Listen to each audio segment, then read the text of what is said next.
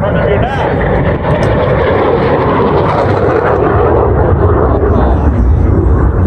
Telling you that we are counting down approximately 18 minutes before our national anthem officially kicks off the air show.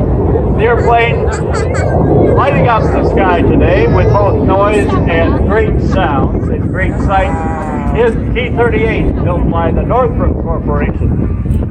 That's awesome. It's called Spirit One. It is in the colors of United States Air Force Thunderbirds.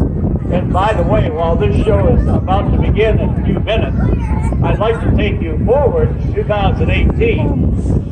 Next October 13th and 14th, the Thunderbirds will in fact be performing here at Fort Worth at the Alliance Airport. Wow.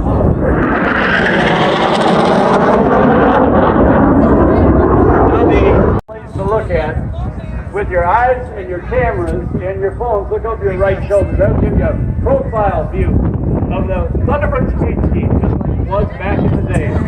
Northrop built the aircraft. Now, while Northrop did not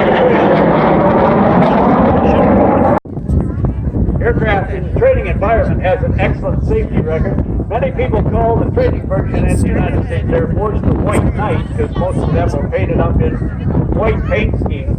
We have several in your spectator area on ground display. I saw one over there yesterday, leads to the gleaming black paint scheme, parked along another one in tactical gray. If you want to see one up close and in person, one of the many displays you have. Here is a low speed down and dirty pass. Now down and dirty means the landing gear is down and the flaps are pulled down and they're back at minimum forward airspeed.